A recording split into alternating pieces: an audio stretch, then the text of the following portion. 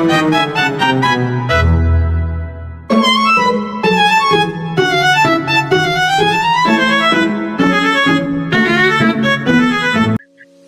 warahmatullahi wabarakatuh. Perkenalkan, nama saya Alifa Geradis Octavia dari Sistekin kelas B dengan NBI 14824000073. Pada kesempatan kali ini, saya akan menjelaskan materi mengenai prediksi branch, serta saya juga akan membahas tentang gambar yang sudah saya tampilkan sebelah kiri saya, yaitu 2-bit branch predictor.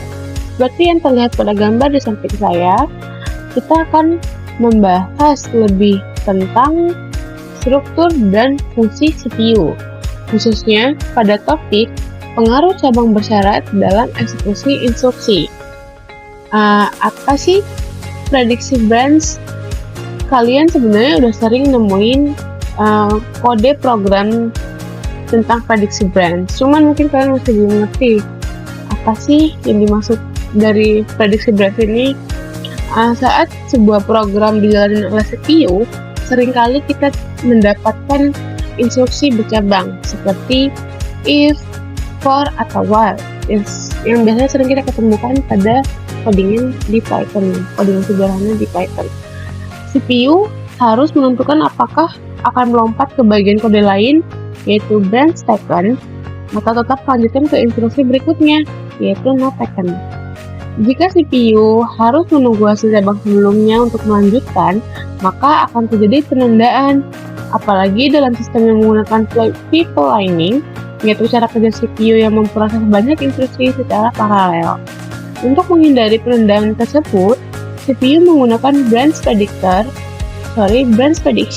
yaitu sebuah metode untuk memprediksi apakah cabang-cabang itu diambil atau tidak sebelum hasilnya benar-benar diketahui. Dengan prediksi yang tepat, eksekusi bisa berjalan dengan lancar, pipeline tidak terganggu, dan kinerja CPU secara keseluruhan meningkat. Nah, untuk penjelasan tentang prediksi branch cukup begitu. Semoga jelas dan dapat dipahami.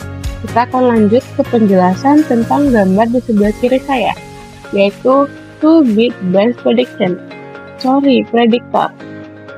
Gambar yang sudah saya tampilkan di sebelah kiri saya itu disebut 2-bit branch predictor.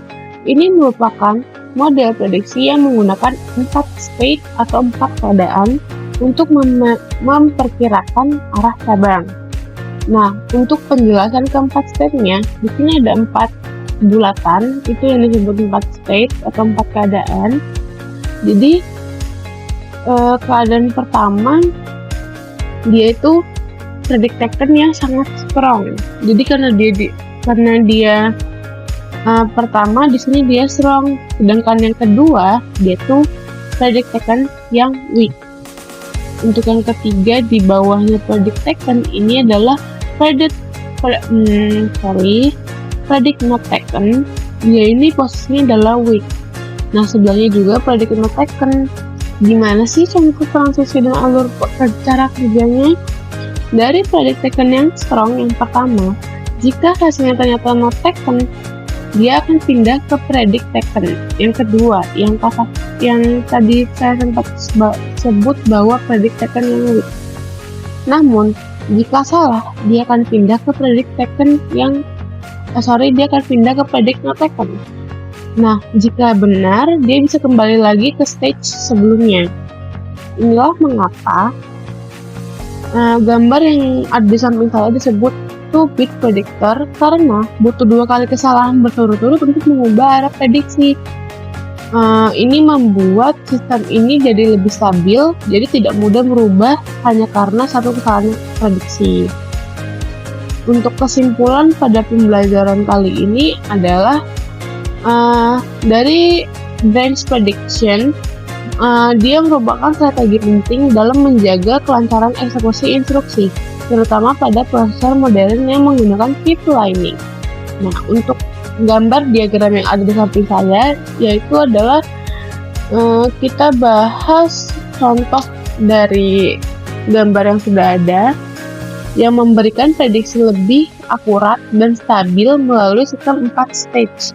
Dengan metode ini, CPU dapat belajar dari pola sebelumnya dan membuat prediksi yang lebih tepat di selanjutnya atau masa depan.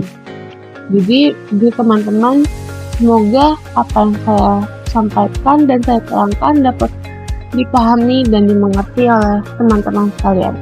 Sekian dari saya, lebih dan kurangnya mohon dimaafkan. Assalamualaikum warahmatullahi wabarakatuh.